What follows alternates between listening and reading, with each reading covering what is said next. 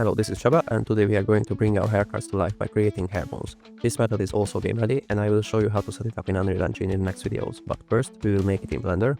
And if you're solely a Blender user looking to achieve stunning cinematic hair animations, then it's also the tutorial for you. Stick around until the end of the video, and I will share an additional quick trick to elevate your hair animations to the next level and create something like this.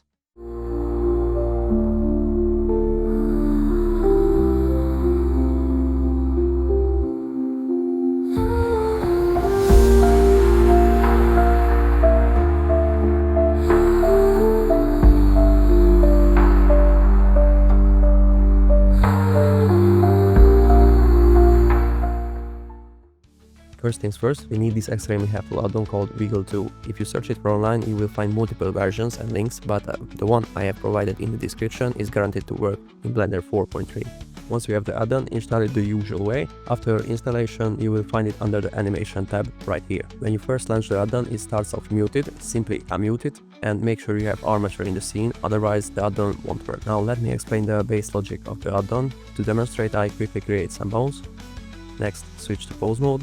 This is the only mode where you can tweak the Wiggle 2 settings.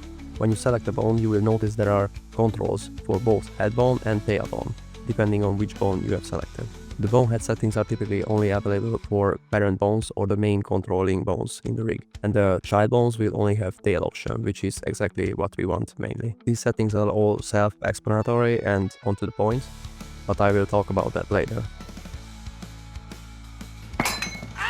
Now that's out of the way, we can focus on our character. As from previous tutorials, you might know that I'm using the Unreal skeleton, but the same logic can be applied to any skeleton you have.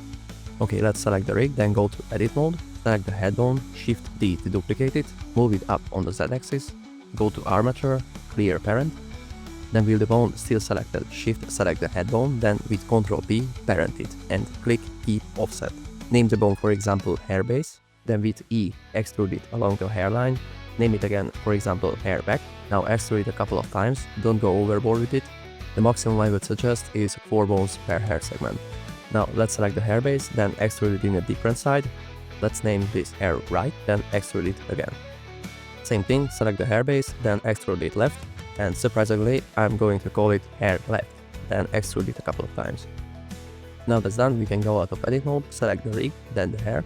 Then go to weight paint, select the bottom ones one after the other, then paint them with the weight of 1 around the areas that it should influence.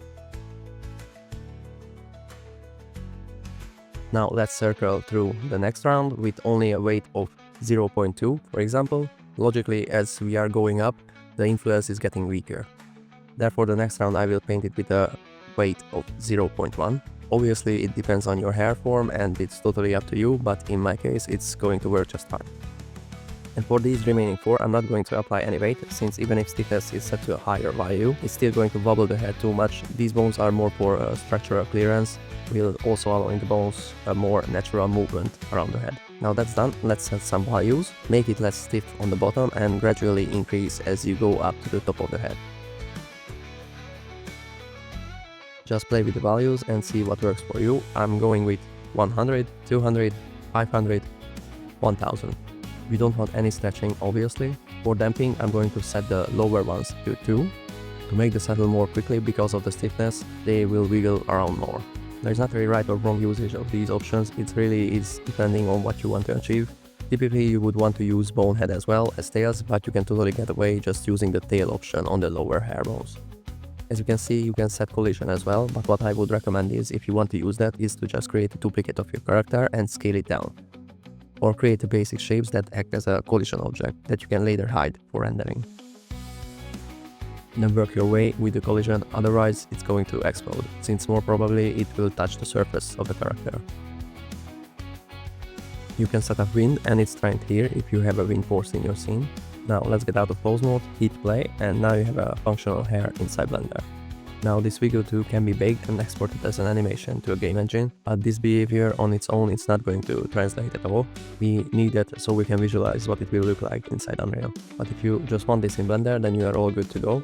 Or you can even pop that to give that extra flavor I mentioned with some physics. For that we will use cloth animation. You might need to subdivide your mesh depending on the density, but mine is pretty dense, and for actual game I will create some LODs and decimate it, but that's a later topic. So first let's make and add some wind source. Animate the wind properties so you get that nice back and forth wind effect and not just going to flow in one direction. Depending on your scene scale, you might have to use different values.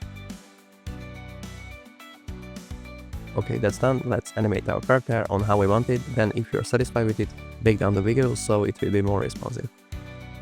Always save your work before you make big changes, so save it now. Set the wind source to the tails and strengthen the value if needed.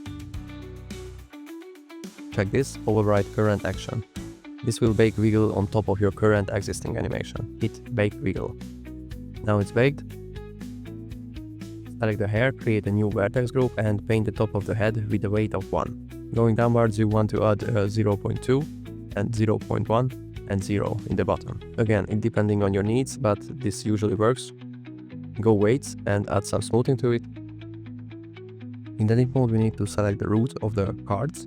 For that, first check and make sure on where your hair strands roots are. You can just double check it on your map.